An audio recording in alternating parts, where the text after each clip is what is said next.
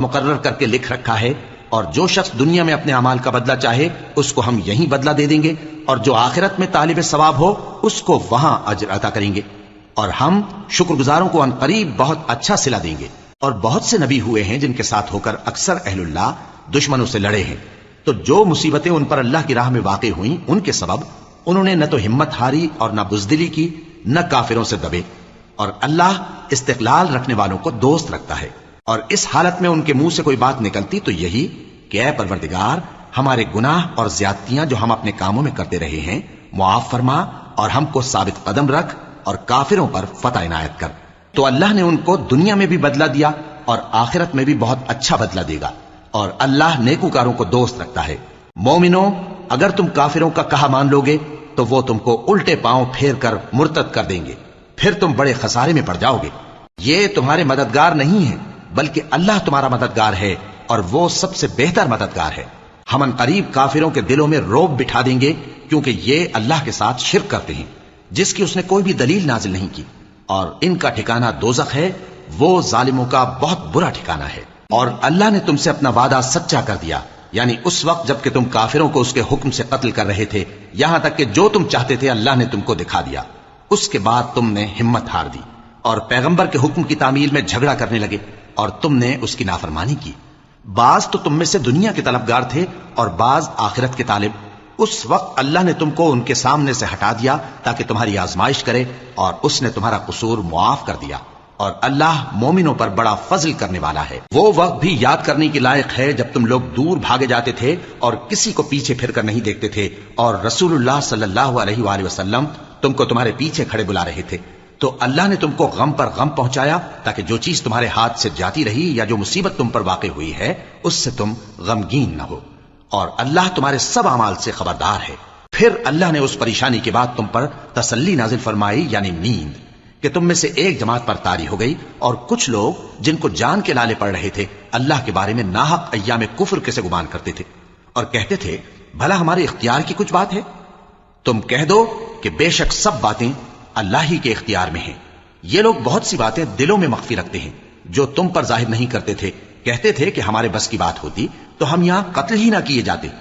کہہ دو کہ اگر تم اپنے گھروں میں بھی ہوتے تو جن کی تقدیر میں مارا جانا لکھا تھا وہ اپنی اپنی قتل گاہوں کی طرف ضرور نکل آتے۔ اس سے غرض یہ تھی کہ اللہ تمہارے سینوں کی باتوں کو آزمائے اور جو کچھ تمہارے دلوں میں ہے اس کو صاف کر دے،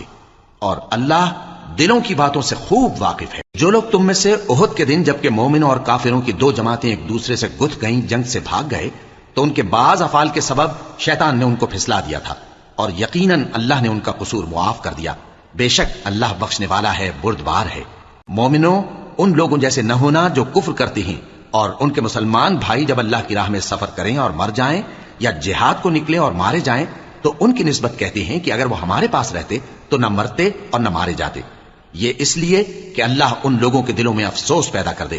اور زندگی اور موت تو اللہ ہی دیتا ہے، اور اللہ تمہارے سب کاموں کو دیکھ رہا ہے۔ اور اگر تم اللہ کے راستے میں مارے جاؤ یا مر جاؤ تو جو مال و متاع لوگ جمع کرتے ہیں اس سے اللہ کی بخشش اور رحمت کہیں بہتر ہے، اور اگر تم مر جاؤ یا مارے جاؤ تو اللہ کے حضور میں ضرور اکٹھے کیے جاؤ گے۔ پھر اے نبی، اللہ کی مہربانی سے تم ان لوگوں کے لیے نرم مزاج واقع ہوئے ہو، اور اگر تم بدخو اور سخت دل ہوتے تو یہ تمہارے پاس سے بھاگ کھڑے ہوتے۔ سو ان کو معاف کر دو اور ان کے لیے اللہ سے مغفرت مانگو، اور اپنے کاموں میں ان سے مشورت لیا کرو، اور جب کسی کام کا پختہ ارادہ کر لو تو اللہ پر بھروسہ رکھو، بے شک اللہ بھروسہ رکھنے والوں کو دوست رکھتا ہے۔ اگر اللہ تمہارا مددگار ہے تو تم پر کوئی غالب نہیں آ سکتا، اور اگر وہ تمہیں چھوڑ دے تو پھر کون ہے اس کے بعد تمہاری مدد کرے؟ اور مومنوں کو تو چاہیے کہ اللہ ہی پر بھروسہ رکھیں، اور کبھی نہیں ہو سکتا کہ کوئی پیغمبر خیانت کرے، اور خیانت کرنے والوں کو قیامت کے دن خیانت کی ہوئی چیز اللہ کے روبرو لا حاضر کرنی ہوگی۔ پھر ہر شخص کو اس کے اعمال کا پورا پورا بدلہ دیا جائے گا، اور ان کے ساتھ بے انصافی نہیں کی جائے گی۔ بھلا جو شخص اللہ کی خوشنودی کا تابع ہو وہ اس شخص کی طرح ہو سکتا ہے جو اللہ کی ناخوشی میں گرفتار ہو، اور جس کا ٹھکانہ دوزخ ہے، اور وہ برا ٹھکانہ ہے۔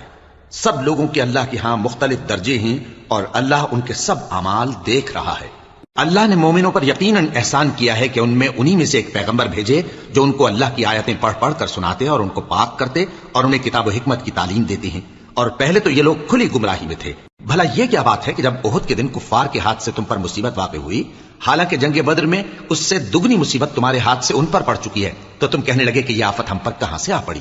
کہہ دو کہ یہ تمہاری ہی شامت اعمال ہے کہ تم نے پیغمبر کے حکم کے خلاف کیا، بے شک اللہ ہر چیز پر قادر ہے۔